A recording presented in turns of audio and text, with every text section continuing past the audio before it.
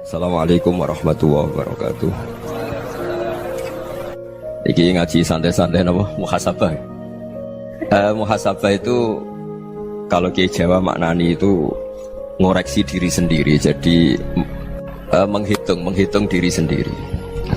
Ini pas bidang yang saya tekuni tadi karena Habib Ahmad yang minta kemarin sama ibu saya dari Indonesian Power itu.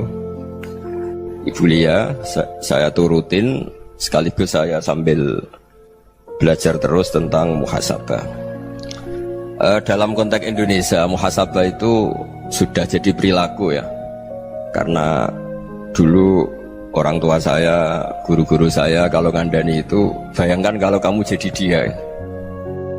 Jadi misalnya kita mentang-mentang atasan, otoriter sama bawahan, bayangkan kalau kamu jadi yang bawahan itu kayak apa?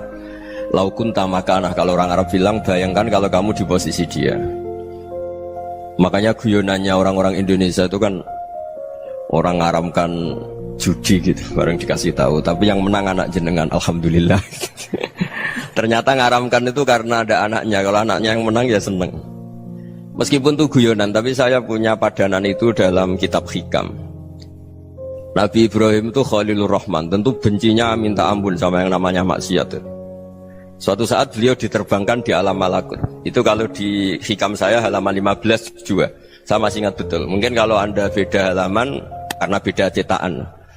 Setelah diterbangkan di alam malakut, diperlihatkan sama Allah. Ada orang pezina, ada orang syaribul khomri, ada orang mabuk, ada orang macam-macam.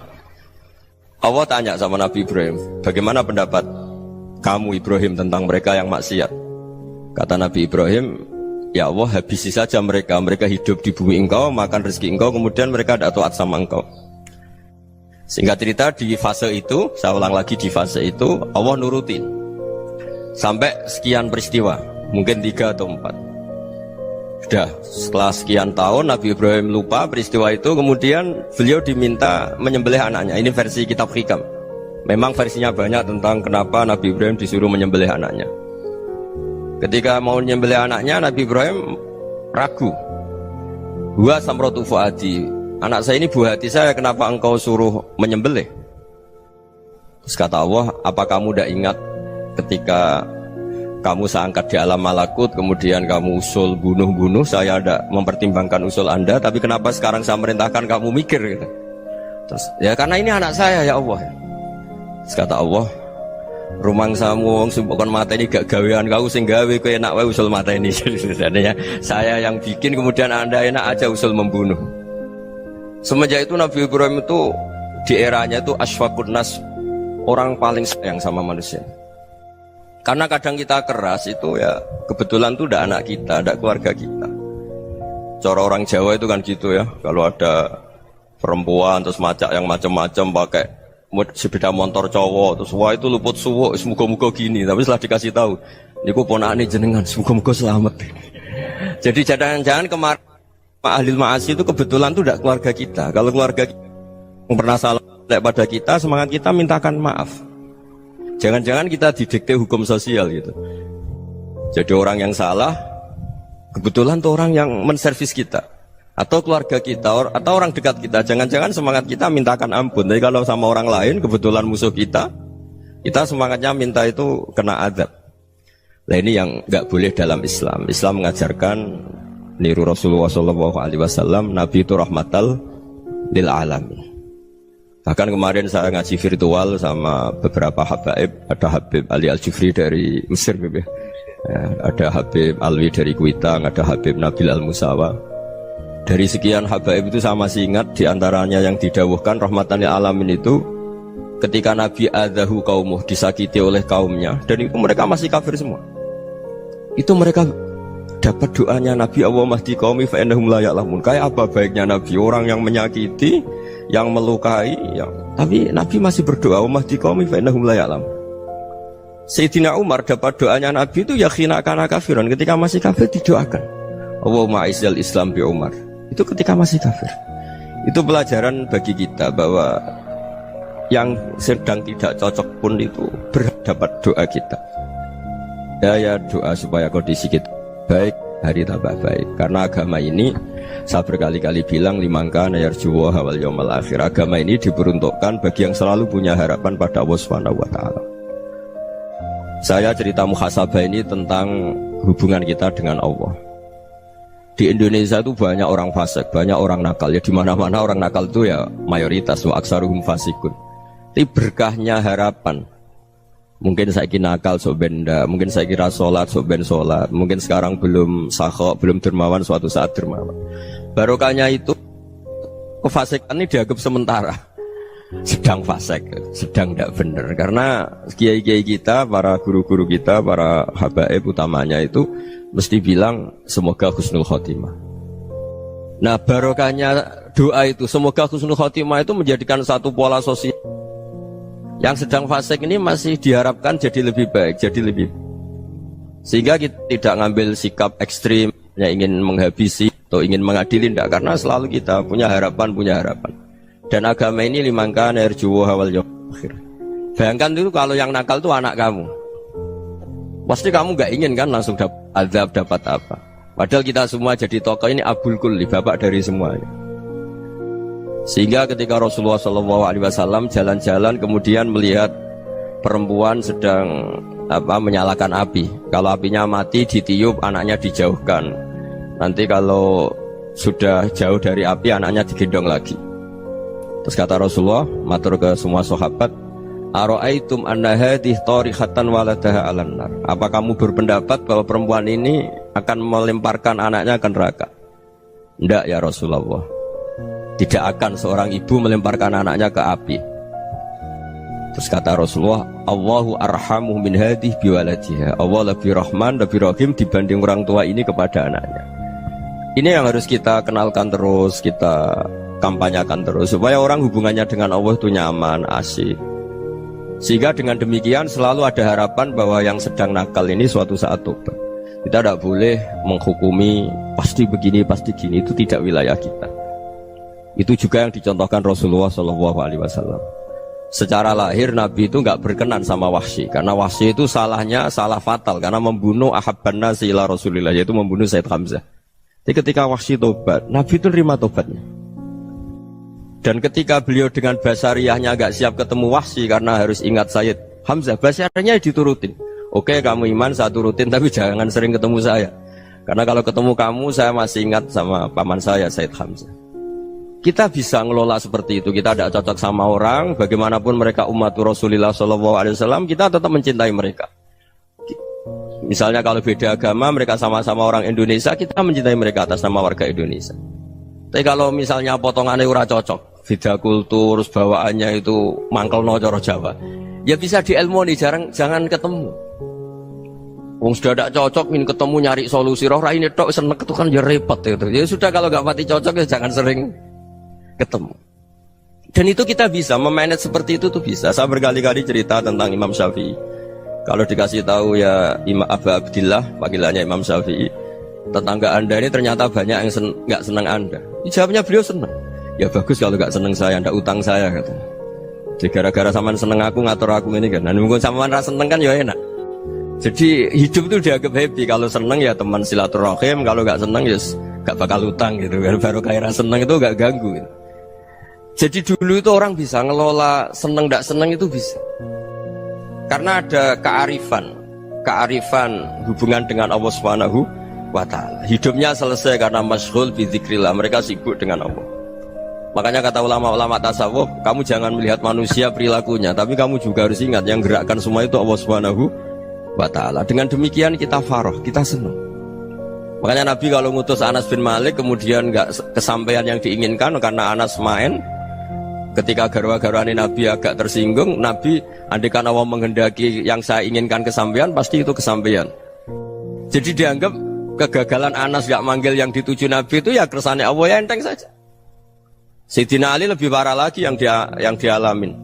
Itu dalam beliau kalau dipanggil itu gak cepet-cepet ke sana. Ketika ditanya, kenapa kamu tak panggil gak cepet ke saya? Amin tu ukubatak, karena aku tahu engkau orang baik. Orang baik itu pemaaf. Jadi makanya orang-orang soleh dulu itu bodoni itu. Makanya sekarang kalau ada orang bodoni itu mesti dibidik orang soleh. Kalau orang-orang soleh itu kakean husnudzon akhirnya sering dibodonin. Abdullah bin Umar itu masyhur itu. Kalau ada budaknya sering sholat, sergap sholat itu dimerdekakan. Akhirnya enggak sholat pun pura-pura sholat. Akhirnya juga dimerdekakan. Ketika ditanya, kenapa engkau merdekakan? Padahal mereka sholatnya menipu engkau, kata pembisik-pembisik itu. Man khoda'ana lillah in khoda'na lah. Dia nipu atas nama Allah, berarti saat tertipu juga atas nama Allah. Enggak masalah dong, semuanya demi Allah Subhanahu wa ta'ala. Jadi ketika kita ketemu mensifati Allah Ta'ala itu ghafir, Allah pemaaf. Jangan kamu nggak fair untuk diri kamu nyifati Allah ghafir, pada orang lain Allah kamu sifati syadidul iqab. Jadi Allah kamu atur, kayak MC tadi ngatur saya. Jadi Allah itu apa? Kalau pada saya ghafir, kalau pada musuh saya syadidul iqab. Itu nggak fair. Kalau Anda punya harapan kepada Allah karena Allah Rahman Rahim, Allah ghafir, sebenarnya Allah pada musuh kita ya bisa saja Allah ghafir, bisa saja Allah Rahman Rahim. Sehingga kita melihat orang lain yang kita tidak cocok itu ya enteng saja.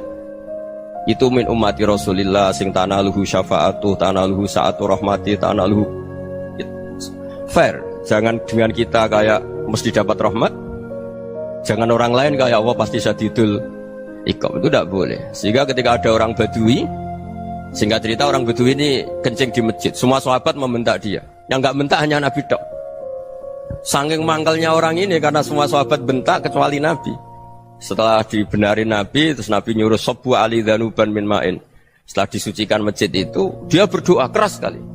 Allahumma arhamni wa Muhammadan wa la tarham ma'ana ahadan. Ya Allah, yang berhak dapat rahmatmu hanya saya dan Nabi Muhammad, yang lainnya jangan gitu. Karena yang lainnya itu jengkelin, gitu aja saya salah dimarah-marahin gitu. Jadi kalau kamu doa terbatas ya kayak orang Bedui ini, kayak orang Arabi. Apa kata Nabi? Laqad tahajjarta wasi'an. Allah yang rahmatnya luas menjadi kamu sempitkan. Karena kamu mau atur Allah hanya Rahman pada Indonesian Power, pada NU, pada kita yang orang lain nggak perlu dapat. Itu kan kasihan Islam, karena Islam terus nggak dimiliki semua orang. Allah nggak dimiliki semua orang, Rasulullah nggak dimiliki semua orang karena dipek NU, dipek ormas tertentu, dipek nggak boleh seperti itu. Nggak boleh takhasyar tawasian, kata Nabi, nggak boleh mempersempit zat yang rahmatnya itu luas. Ini semoga etika ini kita pakai di Indonesia. Yang sedang fase kita harapkan lebih baik. Yang sedang nggak dapat hidayah kita doakan dapat apa? Hidayah. Masyhur kan, makanya tadi saya mohon sama Habib Ali supaya Habib Ahmad supaya tetap mahalul qiyam, tabaruk sama Habib Ali. Di antara doa-doa di Simtuduror masyhur itu antuqa bilal mudhriba minnah bil ghufran wal musi'ah bil ihsan. Jadi harapannya para habaib, para orang-orang baik dulu ya, semoga yang dosa itu dimaafkan, yang sedang salah dibuka, bikin lebih baik. Nabi itu tugasnya juga gitu. Wastaghfir li dzambika walil mu'minina wal mu'minat. Nabi itu tugasnya juga memintakan ampun yang sedang salah. Nah ini cobalah jadi etika kita, muhasabah kita. Jadi muhasabah itu cara berpikir kita set, kita pikir ulang. Ternyata semangatnya seorang Nabi itu wastaghfir li dzambika walil mu'minun. Semangatnya itu memintakan ampun. Orang ahli tafsir tahu semua kalau Nabi itu tidak mungkin dosa. Jadi itu khitabun lin Nabi wa urida bihi ummatu, itu khitab Nabi, tapi yang dimaksud itu umatnya, karena Nabi tidak akan mengalami dzambun, tidak akan mengalami dosa. Sekarang enggak, kadang-kadang kita ini kalau orang lain salah itu semangat. Kalau di perusahaan ada teman salah, apalagi pimpinan salah itu seneng, barokahnya salah bisa ganti kan gitu. Ya jadi kalau mungkin di dunia tokoh juga gitu, barokahnya ada tokoh salah, kita yang jadi populer sendiri, tidak boleh seperti itu. Kita harus salimus sodri di jami'il muslimin. Jadi ini harus dilatih. Saya tadi matur sama Habib Ahmad, latihan kita jadi hidup. Nabi itu kalau resep jadi wali itu kata Nabi gampang. Kata Nabi, kalau kamu ingin disenangin Allah, ya sudah. Kalau kamu asbahta wa amseta gini-gini, perasaan kamu, kata Nabi, jangan punya perasaan ghil sama orang muslimin. Itu sudah wadzalika min sunnati. Makanya Nabi ngendikan la yablughni ahadun an ahadin syai'an. Ada yang baca la yuballighni ahadun an ahadin syai'an. Seseorang jangan melaporkan ke saya tentang salahnya yang lain. Fa inni akhruju ilaikum wa ana salimus sadri. Karena saya ingin ketemu sampean semua dalam keadaan salimus sadri, tidak punya perasaan apa-apa. Karena kalau nurutin membisik, nurutin informasi itu ya repot, karena orang pasti sepihak. Ada kiai yang top datang ke kampung-kampung ning desa-desa. Kata yang seneng itu punya akhlak.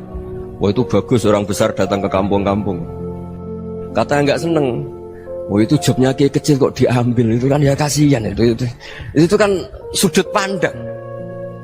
Makanya saya sering bilang akal kita ini cukup untuk mentasdik Rasulullah SAW. Meskipun perasaan kita kadang orang Jawa itu beda. Saya berkali-kali bilang sama peneliti dari Jogja, kenapa sih Gus para nabi itu kok poligami istrinya banyak? Nabi Dawud katanya itu berapa? Nabi Sulaiman malah jumlahnya agak terbatas ini. Nabi Muhammad itu paling sedikit. Saya tanya gini, perempuan itu orang lemah, jadi kalau nolong orang satu gimana baik, kalau nolong orang dua ya lebih baik, ya sudah kira-kira seperti itu. Paling tidak akal kita masih tahu kalau orang baik itu kan mesti baik, nolong orang satu baik, nolong orang dua ya lebih baik, nolong orang tiga lebih baik. Tapi kalau kamu orang nggak baik, satu saja kamu terlantarin, kamu miskinkan, kamu ya tinggal diukur kan.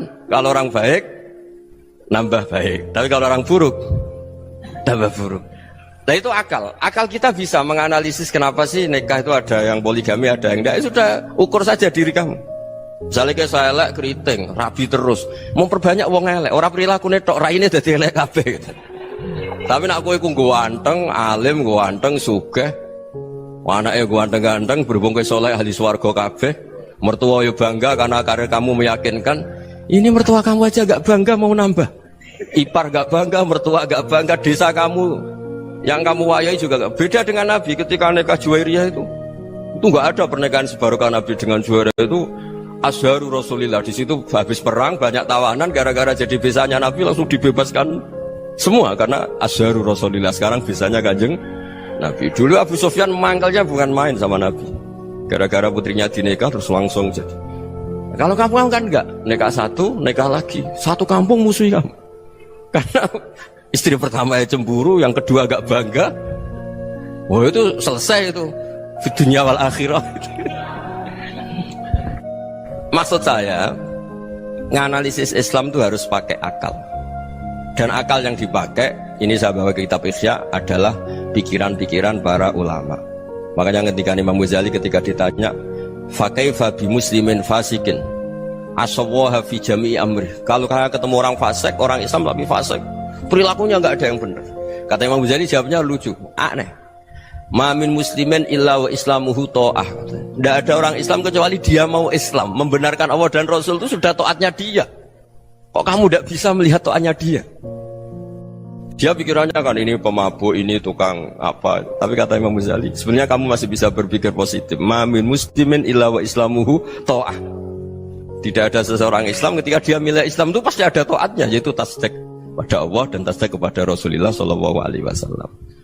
Jadi dengan pola seperti itu, maka di antara guru-guru kita yang modern ya di era Mbah Maimun, di sini ada Habib Ahmad, Habib Salim, syair yang sering dibaca beliau adalah ada orang munajat sama Allah. Ini cerita munajat. Itu orang itu ngendikan gini, ana muznibun, ana mukhtiun, ana asi, huwa rahimun, huwa ghafirun, huwa afi. Ya Allah, saya mukhti, saya orang yang salah. Ana muslim, saya orang yang dosa. Ana asin, saya sering maksiat. Tapi engkau ya Allah, engkau ghafir, pemaaf. Engkau rahim, maha pengasih. Engkau afin, yang mudah memaafkan. Kata orang ini, ya agak kurang ajar, tapi saking senengnya sama Allah. Qobal tuhunna salasatan bisalasat. Ya gini saja ya Allah, sifat engkau diadu dengan sifat saya. Engkau Tuhan, Gusti, nggak boleh kalah katanya. Terus wasatah liban ausofu ausofi, dan engkau pasti pemenangnya gitu. Jadi ada orang rayu Allah dengan cara seperti itu ya ada ya. Saya ini manusia, salah saya banyak. Engkau ampunannya banyak. Engkau Tuhan, Gusti, nggak boleh ampunan Anda, ampunan engkau kalah dengan salah saya. Nggak boleh Tuhan kok kalah. Jadi untuk supaya orang punya harapan gitu. Banyak juga wali-wali yang jadab ketika datang ke makam Rasulullah SAW. Itu kalau dongo ya agak kacau sebetulnya, cara syariat agak kacau. Ya Allah, engkau punya dua pilihan. Jika engkau menjadikan saya soleh, surah habibu, yang senang kekasihmu, yaitu Rasulullah SAW. Tapi jika engkau menjadikan saya fasik, surah aduuk, yang senang itu setan. Monggo jenengan mau menyenangkan kekasih jenengan, mau menyenangkan musuh jenengan, monggo jenengan bebas kok memilih. Mestinya Allah ya senang menyenangkan kekasihnya. Jadi ya, intinya Allah dipaksa untuk menjadikan dia orang soleh gitu. Jadi kayak kemarin itu Pak Gus siapa yang kesini itu kuliah ke sini itu sama Habib Ahmad. Saya pertama nggak mau, lama-lama Habib Ahmad. Ini gimana Gus? Orang taunya saya dekat jenengan, kalau nggak kasil saya waduh Beb. Ini kayak doanya wali yang tadi. Nggak punya pilihan, Beb. Nggak ada pilihan ini. Jadi saya mohon muhasabah itu dimulai cara berpikir. Makanya di sini sebetulnya tag ini supaya dapat barokahnya Ihya. Ini kitab yang disenangi para habaib, para ulama. Sebetulnya tag di muhasabah itu redaksinya gini ya, yang lengkap. Hasibu anfusakum qabla an tuhasabu wa zinuha qabla an tuzanu wa tahayya'u lil ardil akbar. Jadi ada kata wazinu, jadi ukur. Perilaku Anda ini diukur, ditakar. Misalnya kita sebagai suami kan ya punya hal-hal yang kita tidak ideal. Corong Jawa mesti pesek, cara rezeki ya pas-pasan ya. Dan kita juga kalau makanya agak boleh tanya istri begini, apa saat cinta pertama Anda? Pasti Anda kecewa. Orang jadi istri hanya korban terakhir itu. Sudah. Karena orang kalau ngelamar kemana-mana gak jadi, yang jadi istri itu pasti korban terakhir itu. Jarang istri pilihan pertama, jarang. Ayo semua yang nikah. Rata-rata itu pilihan Anda pertama Pak, dari sekian ditolak di mana-mana terus. Ya perempuan terakhir. Kamu juga korban terakhir. Itu wali-wali dulu kalau ngandani kita itu sederhana. Antal ini masyhur diceritakan Habib Zain bin Semit dalam kitab Al-Manhajus Sawi. Antalam tajid min nafsika kullama turid. Fa kaifa turidu min ghairika kullama turid. Kamu yang ingin ideal saja, kamu tidak menemukan pada diri kamu untuk menjadi ideal. Kamu kan ingin ganteng, ingin punya uang banyak, ingin perilaku Anda sempurna. Anda saja yang punya keinginan tidak bisa mewujudkan keinginan Anda sendiri. Fakaifa turidu min ghairika ma turid. Jadi antalam tajid min nafsika kullama turid. Fakaifa turidu min ghairika kullama turid. Kamu yang punya keinginan saja. Misalnya saya ingin punya uang banyak, perilaku saya selalu benar, gak pernah salah. Loh, saya yang ingin saja dengan diri saya gak bisa untuk benar terus. Kok kamu berharap orang lain selalu benar? Jadi antalam tajid ya sama. Kalau kamu menuntut istri kamu itu ramah, neriman, apa kamu neriman sama wajah istri Anda gitu? Engkau ya pola neng dindi jajaki sana jajaki sini, kamu sendiri tidak tahu apa.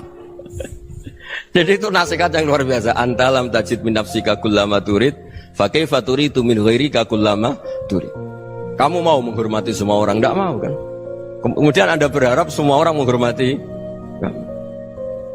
Kamu tidak ingin kan orang lain semua menghujat kamu. Sementara kamu enak aja menghujat orang lain. Makanya Rasulullah SAW luar biasa ketika bikin kaidah sosial.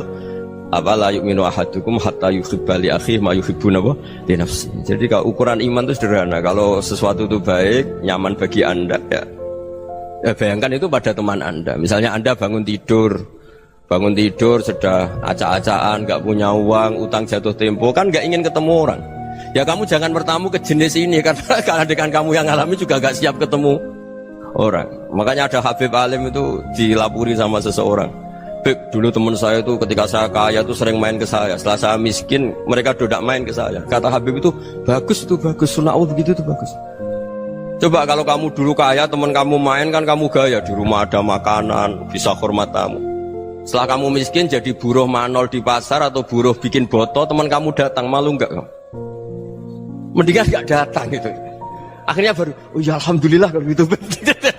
Loh iya kan dulu teman kita datang, kita ada Alphard, istri cantik, rumah bagus. Lah kita miskin, buruhnya orang pas dibentak-bentak, teman kamu udah datang. Milih datang kamu enggak kalau setelah kamu jatuh? Enggak kan? Jadi barokahnya ilmu itu terus. Ya, tapi kadang-kadang orang tuh, wah setelah saya miskin teman-teman enggak kasih ke sini. Ya kalau kamu sudah jatuh, teman-teman kamu ke situ jadi tontonan. Ya mulai sekarang cara berpikir itu dirubah. Dulu yang namanya kiai itu kalau diundang orang itu ya agak-agak senang. Semenjak saya itu agak rubah. Mengundang kiai, ngatur kiai itu tak haram-haramkan ya ada lumayan lah, sekarang itu sudah mulai agak beretika. Dulu itu ngundang tuh tanggalnya ditentukan, jamnya ditentukan. Oh, enggak mikir apa kiai saat itu nganggur, enggak. Punya wadifah, enggak. Dia milih tanggal yang dia nganggur, enggak mikir pas itu kiainya nganggur apa. Enggak. Ya saya hanya cerita aja, kamu tersinggung ya monggo, boten nggih monggo itu kan. Jadi saya mohonlah supaya tadi saya juga matur ke Habib Ahmad. Jadi untuk orang merasa ikut sunnah Rasul itu gampang sekali kata Sayyid Muhammad. Dulu Nabi berpakaian ala daerahnya. Kalau mikot ya pakai mikotu baladi. Karena Nabi orang Madinah dan beliau berdomisili di Madinah, ya misalnya mikotnya dari Bir Ali misalnya. Tapi kalau anda orang kawasan Tanim mau umroh ya dari Tanim. Misalnya kawasan Jirona ya dari Jirona. Artinya apa? Kamu ngambil mikot karena Nabi mikot misalnya dari Bir Ali, bukan berarti kamu harus seperti Nabi di Bir Ali. Kamu orang Mekah, misalnya kamu orang Tanim, orang ya harus dari mikotu apa? Baladi. Sama, makanya di fikih-fikih itu kalau tahnik anak, Nabi orang Arab, halawiyatnya kurma ya kurma. Kalau orang Jawa sedegan, semua bodoh-bodoh. Ya bodoh-bodoh manis. Jadi ini tabaruk sama Sayyid Muhammad, ini ada murid beliau Habib Ahmad, saya baca supaya orang itu merasa ikut Nabi itu gampang sekali. Ini saya baca ya di halaman tadi disaksikan Habib Ahmad 433 di kitab apa begini? Manhajus Salaf fi Fahmin Nusus. Itu kata Sayyid Muhammad, wa kanat sunnatu Rasulillah annahu yat'amu ma yajiduhu fi ardi wa yalbasu ma yajidu wa yarkabu ma yajidu mimma abahu Allah taala. Faman istamala ma yajidu fi ardi fa huwa al-muttabi' lis-sunnah. Kama annahu hajjal baita min madinati. Faman hajjal baita min madinati nafsihi fa huwa al-muttabi' lis-sunnah. Wa illam takun hadhil madinatu tilka. Jadi intinya misalnya Nabi dulu itu ngasih sedekah kepada fakir miskin ya pakai dinar, dirham. Ya kalau orang misalnya sedekah pakai rupiah ya sudah ikut sunnah Nabi. Jangan, lu Nabi pakai dinar loh, kamu kok pakai rupiah. Dulu dinarnya Nabi udah ada tulisannya Bank Indonesia, kamu ada tulisannya Bank. Ya udah ada seperti itu. Ya jadi misalnya Nabi sedekah pakai tamar atau pakai al-aqid, ya kita pakai beras, pakai apa. Supaya orang tuh bahwa Rasulullah itu milik kafatal linnas, milik semuanya. Sehingga merasa ikut sunnah Nabi itu ya semuanya. Makanya dulu Mbah Mun kalau motivasi saya supaya bombong, kalau orang Jawa bilang bombong. Wong Jawa mesti ono wong alim. Beliau menyontohkan Mas itu Mbah Fadol, Senori, Mbah Ihsan Jambes. Itu bisa ngarang-ngarang kitab luar biasa. Padahal beliau bukan orang Arab. Imam Sibawai itu orang Persia, Imam Ghazali orang Tus itu juga ikut Persia. Kata Mbah Mun, wong sing ora Arab lah mesti untuk jatah alim kata beliau. Karena Nabi itu diutus kafatal linnas. Nanti kalau orang yang alim itu Arab tok, berarti tidak ada perwakilan dari Afrika, dari Asia Tenggara, dari mana-mana. Makanya karena Nabi statusnya itu kafatal linnas. Jadi kita harus bangga sebagai Muslim, sebagai orang Indonesia karena misalnya Wali Kutub dulu terkenalnya hanya ada di Yaman, di mana. Ternyata pernah ada juga di Indonesia dan seperti Habib Abu Bakar Segaf Gresik. Jadi ya akhirnya kan tetap orang Indonesia meskipun beliau zuriyah Rasul kan ya sudah orang apa? Orang Indonesia. Zuriyahnya Habib Ali Simtuduror sekarang di Solo. Jadi Indonesia juga dapat Alawin banyak, dari Sadatin Alawin juga banyak. Jadi saya mohon barokahnya ngaji seperti ini. Melihat orang lain tuh gampang, bayangkan tuh kalau anak kamu. Makanya Nabi nanti kalau nggak percaya lihat di Hikam nomor 15 di kitab saya itu. Di situ dijelaskan oleh Hikam, jangan-jangan semangat Anda pada orang yang maksiat, pada orang yang keliru supaya dihukum itu karena kebetulan itu udah anak Anda, itu udah keluarga Anda. Coba kalau itu keluarga Anda. Makanya kalau saya guyonan di Jogja itu ada pembantu mecahkan piring terus dimarahi majikannya, saya mesti guyon gitu, pasti itu pembantunya tidak cantik. Kok bisa Gus? Andai kan cantik dan kamu senang mecahno piring satu, piring 1000 ora iso ngamuk kowe. Ternyata ngamuknya tuh karena mecahkan piring apa karena plus tidak cantik? Coba jawab para lelaki nih. Kamu marah sama orang maksiat tuh karena maksiat, karena plus itu udah anak Anda. Bayangkan kalau itu anak Anda. Itu hebatnya Rasulullah SAW. Karena kita yang salah pun kadung umatnya, Nabi tetap ngasih fasilitas syafaati li ahlil kabair min ummati. Kayak apa baiknya Nabi? Udah ikut maksiat tapi ikut fasilitasi ngasih syafaat. Loh kalau li ahlil ibadah kan wajar. Nabi ketika ini syafaati li ahlil kabair min ummati. Ya karena tadi logika yang dibangun Rasulullah itu logika yang luar biasa. Kita semangat orang lain kena hukuman itu karena kita tidak punya ra'fah, tidak punya rahmah. Coba kalau Rasulullah yang bil mu'minina ra'ufur rahim, semangatnya itu mendoakan supaya tobat, mendoakan diampuni. Dan itu juga yang diperintahkan oleh Allah Subhanahu wa taala, wastaghfir li dzambika walil mu'minina wal mu'minat. Ya, semoga barokahnya ngaji ini, barokahnya Habib Ahmad, barokahnya Maulid Simtud Duror, barokahnya semua kitab Madaih, Tiba Berjanji semuanya, barokahnya Ikhya, barokahnya Said Muhammad, barokahnya guru kita semua, Mbah Maimun, bapak saya. Kita ini ngikuti manhaj, ya, ngikuti apa? Manhaj. Saya sering didhawuhi Mbah Mun, kenapa ihdinas siratal mustaqim bukan siratoka? Bukan jalan engkau ya Allah, karena Allah itu nggak bisa kamu tiru. Allah itu tidak tidur, tidak makan, tidak kesel, tidak capek. Yang bisa ditiru itu siratal ladzina an'amta alaihim. Yang bisa ditiru manusia ya niru manusia. Karena Allah itu tidak bisa ditiru, makanya ihdinas siratal mustaqim siratal ladzina. Dan niru siapa? Niru guru-guru kita. Termasuk niru cara pandang. Jadi misalnya ada orang awam di rumah itu hanya delok reng, delok tikus liwat, itu kan kayak nganggur. Kok ora tahajud malah mendelok reng. Melihatnya jangan gitu. Huwa tarokal ma'asiyah. Dia di rumahnya ndak dugem, ndak kemana-mana. Dia berarti malam itu tarkul ma'asi. Tidak nyopet, tidak garong, tidak ke tempat maksiat. Susahnya apa sih husnudzon? Jadi jangan lihat huwa tarkut tahajud, huwa tarokat tahajud, wa taroka qiyamal lail. Oke ya, namanya orang begitu ya tidak tahajud, tidak qiyamul lail. Tapi susahnya apa sih kamu bilang huwa tarokal ma'asiyah? Dia juga meninggalkan maksiat, dan tarkul maksiat itu tuh ibadah. Supaya orang tuh gampang lah husnudzon sama orang muslim. Ini orang mukmin, orang yang luar biasa. Di mata Allah itu orang yang luar biasa. Kayak tadi Imam Ghazali, kalau saya ketemu orang muslim kemudian dia tidak pernah baik, gimana? Kata Imam Ghazali, ma min muslimin illa wa islamuhu ta'ah. Tidak ada orang Islam ketika dia mentasdihkan Allah dan Rasulullah, berarti dia juga punya taat. Ya ini latihan saja, sing iso nglakoni Habib Ahmad kula namung cerita mawon.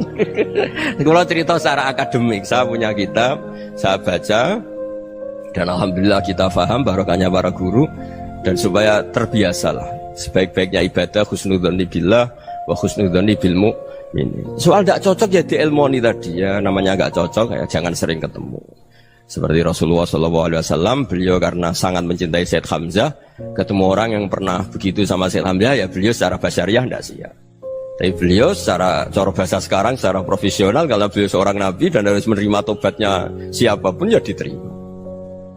Saya meskipun dengan A, B gak cocok karena dia begini-begini sama saya, tapi saya ingat dia sholat, dia baca sholawat, dia mencintai Rasulullah, ya kita hormat. Ya soal gak cocok ya di manage tadi ya, zurhiban tasdid huban. Kalau gak pati cocok ya jangan sering ketemu, bawaannya enak nanti. Ya semuanya itu diilmoni lah. Makanya ngendikane Ma'ruf Al-Qurhi ada yang baca Al-Kharqi, mangqala fil yaumi salasa marrat wa marham ummata Muhammad kutiba minal abdal. Karena semangat mencintai siapapun satu hari sering baca marham ummata Muhammad wa ma asli ummata Muhammad wa ma tajawaz an ummati Muhammad, itu mesti kutiba minal abdal. Dia pasti termasuk wali abdal. Maksudnya semangat mencintai ya dilatih lah.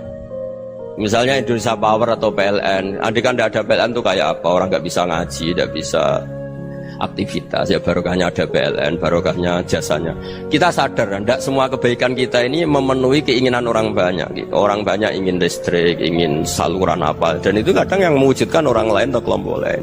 Ya karena itu manfaat ke orang lain ya kita doakan. Karena khairunas anfa'uhum linnas. Sehingga kita terbiasalah ngakui orang lain. Seperti semangatnya Rasulullah SAW, semuanya itu didoakan, semuanya diinginkan kebaikannya. Bahkan Nabi gak putus asa sampai di akhirat. Ketika Nabi lain sudah putus asa karena sudah akhirat, sampai dimintai syafaat semuanya bilang nafsi, nafsi. Karena merasa semuanya gak punya nyali di depan Allah, karena ini sudah akhirat, sudah finish. Tapi apa Rasulullah? Analah, ya udah saya sanggup mensyafaati kalian. Terus kata Nabi, fa'atiyal arsya, saya mendatangi aras, fa akhirru lahu sajidan, saya sujud, wa ahmaduhu bima hamida 'allamaniha rabbi. Kemudian saya tetap muji Allah dengan pujian yang terus menerus. Padahal sudah di akhirat, sudah finish. Nabi dimintai syafaat masih sanggup, karena Nabi tahu akhirat tidak bisa mendikte Allah, tidak bisa. Allah terus bilang, ya Allah ini akhirat loh, engkau sudah tidak boleh mensyafaat, tidak bisa. Allah tidak bisa diganggu akhirat, Allah tidak boleh dibatalkan rahmannya oleh akhirat. Allah tetap Rahman Rahim abadal abad. Dan Nabi tahu itu. Makanya kata para ulama, fa Muhammadun ahmadu min ghairihi. Jadi Nabi Muhammad namanya dua yang terkenal. Sebenarnya banyak yang terkenal dua, Muhammad sama Ahmad. Ketika Nabi punya nyali memuji Allah di akhirat atau sudah di akhirat, Itu fa Muhammadun ahmadu min ghairi. Ketika nabi lain sudah tidak punya nyali muji Allah karena sudah akhirat, Nabi Muhammad tetap berani muji Allah di saat seperti itu. Makanya ahmadu di situ kata ulama itu af'al tafdil. Fa Muhammadun ahmadu min ghairi. Kanjeng Nabi lebih memuji Allah di saat yang nabi lain sudah tidak punya nyali untuk muji Allah di saat itu. Makanya kata Nabi fa akhiru lahu sajidan wa ahmaduhu bi mahamida 'allamaniha rabbi. Akhirnya setelah lama gitu terus Allah ngendikan ya Muhammad irfa' ra'sak wasal tu'tah wasfa' tusyaffa. Sudah Muhammad, angkat kepala kamu minta apa saya turutin, dan kalau kamu ingin mensyafaati umatmu saya beri hak apa? Syafaat. Nah, semoga semangat itu juga menjadikan kita munajat bahwa rahmat Allah tidak terbatas, harapan juga tidak terbatas. Mungkin yang sedang nakal ya kita katakan sedang, jangan terus kamu pastikan wah ini mesti su'ul khotimah, mesti tidak orang baik. Tidak, agama ini liman kana yarjuwaha wal yaumal akhir, selalu bagi yang punya harapan. Ya, mugi-mugi dapat barokah semua. Mantul dengan kata wassalamualaikum warahmatullahi wabarakatuh.